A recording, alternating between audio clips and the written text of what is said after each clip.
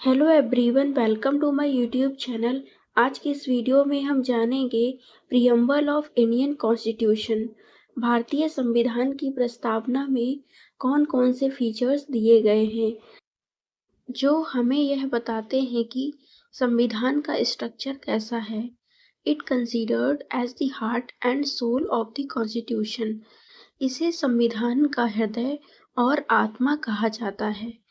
It is a brief introductory statement that set out of guiding purpose and principles of the document, and it indicates the source from which the document derives its authority, meaning and the people. यह संविधान का विस्तार में परिचय देता है जो दिशा और प्रेरणा प्रदान करता है व्यक्तियों और ऑर्गेनाइजेशनों को निर्णय लेने और जो वास्तव में महत्वपूर्ण है उस पर ध्यान केंद्रित करने में मदद करता है। संविधान में कौन कौन से सिद्धांत दिए गए हैं। इसके अलावा यह बताता है कि ऐसे कौन कौन से सोर्सेस हैं जहां से संविधान में अधिकार, उसकी परिभाषा और कैसे सारी पावर जनता में निहित होगी।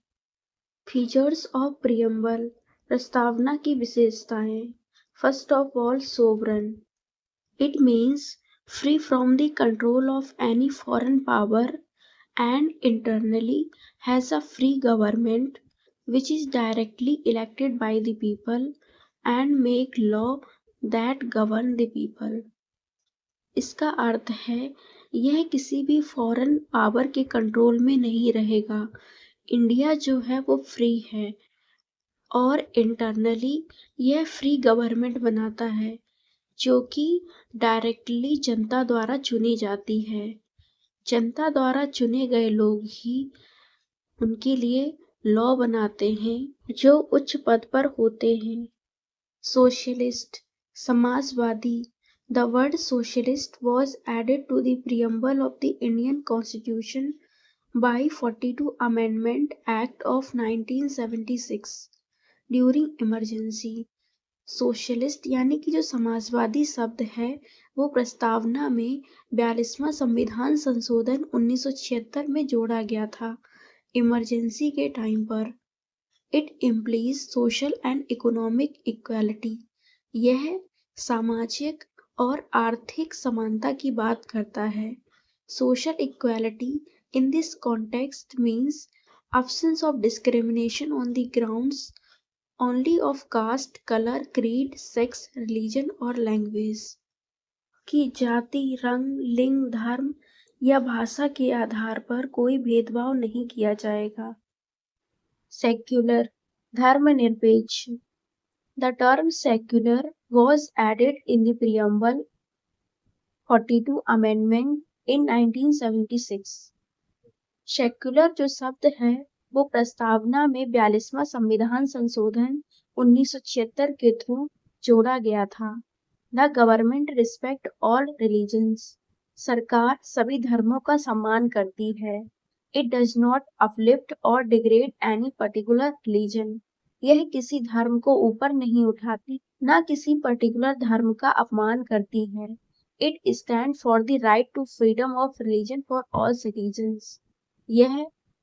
यह अधिकार देता है कि धर्म के मामले में सभी सिटीजन्स जो हैं वो फ्री हैं और उस धर्म में जो एक्टिविटी होती हैं उसके लिए भी वो फ्री हैं। सेक्युलर मतलब धार्मिक स्वतंत्रता जो कि सभी भारतीय नागरिकों को दी गई है।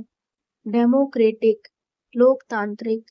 Democracy means rule by the people, जहाँ पर जनता का शासन हो। It's a system of government where the power of make decisions is held by the citizens either by directly or through elected representatives। यह एक ऐसी शासन प्रणाली है जिसमें निर्णय लेने की शक्ति जनता के पास होती है, चाहे वह सीधे तौर पर हो या चुने हुए प्रतिनिधियों के माध्यम से। जैसे कि सीएम हम सभी डायरेक्टली चुनते हैं जबकि पीएम के इलेक्शन में वो इनडायरेक्टली चुना जाता है। The people of India elect their government at all levels union, state and local by a system of universal adult franchises।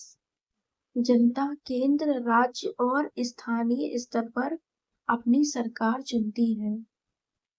Janata vote देने के प्रोसेस के थ्रू अपनी सरकार चुनती है, जिसके लिए आयु सीमा 18 वर्ष है।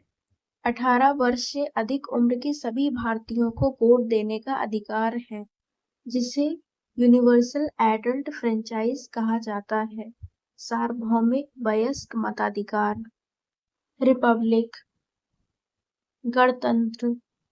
A republic is a form of government where power is held by the people and their elected representatives। Republic सरकार का एक ऐसा फॉर्म है जहां पर पावर जनता और उनके द्वारा चुने गए प्रतिनिधियों के पास होती है। Rather than by a monarch or other hereditary ruler। monarch means पीढ़ी दर पीढ़ी पहले जो प्रथाएं चलती थी कि राजा के बेटे को राजा बना दिया जाता था, और हेरिडिटरी मीन्स वंशानुगत, जो कि कई पीढ़ियों से चला आ रहा हो, इसका विरोध किया गया है। In a republic citizens typically vote for their leaders who then govern on their behalf for a set period। Republic country में जनता के वोट के थ्रू लीडर्स चुने जाते हैं, जो कि एक निश्चित अवधि के लिए उनकी ओर से शासन करते हैं, जो कि वहां की जनता को रिप्रेजेंट करता है। रिपब्लिक मतलब जनता द्वारा नेताओं का चुना जाना और पुरानी राजा महाराजाओं जैसी वंशानुगत प्रणाली को खत्म करना। जस्टिस, न्याय means ensuring fairness and equal treatment for all citizens in society. समाज में सभी नागरिकों के साथ समान व्यवहार करना।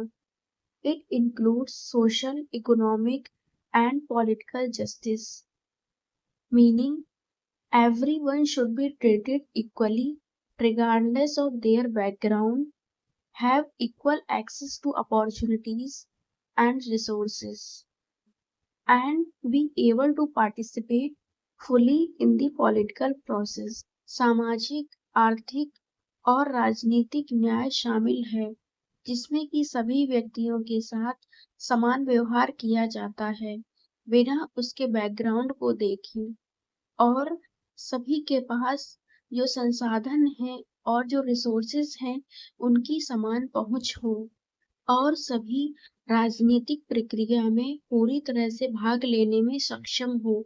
मीन्स उनके साथ किसी प्रकार का भेदभाव ना हो और सभी को न्याय मिले। लिबर्टी, स्वतंत्रता।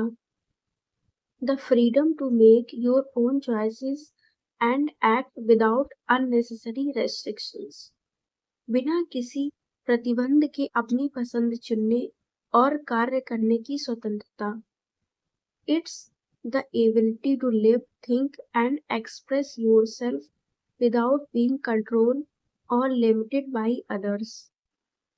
इसमें व्यक्ति को अपना जीवन जीने, सोचने और अपनी बात दूसरों के सामने एक्सप्रेस करने की स्वतंत्रता है, बिना किसी कंट्रोल के। It's essentially the power to make decisions and act upon them without being unduly constrained। इसमें बिना किसी कंट्रोल के डिसीजन लेने और उन्हें फॉलो करने की स्वतंत्रता है। इक्वालिटी, समानता।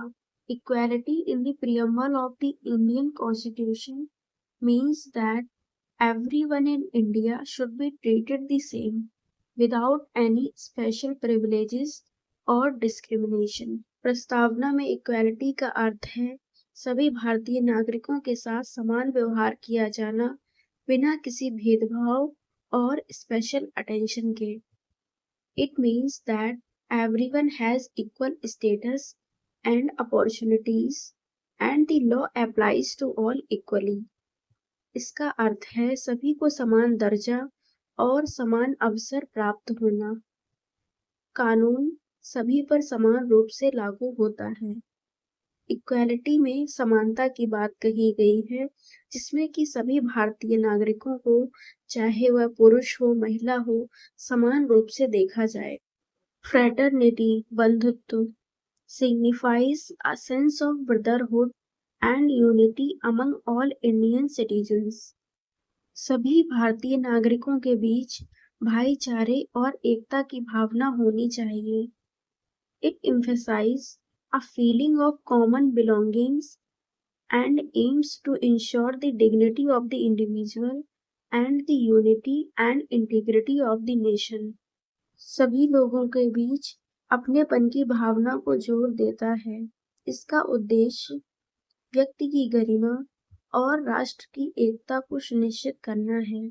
इस टॉपिक में हमने जाना कि भारतीय संविधान की प्रस्तावना में कौन-कौन सी विशेषताएं दी गई हैं, जो कि संविधान का एक परिचय है कि संविधान कैसा है।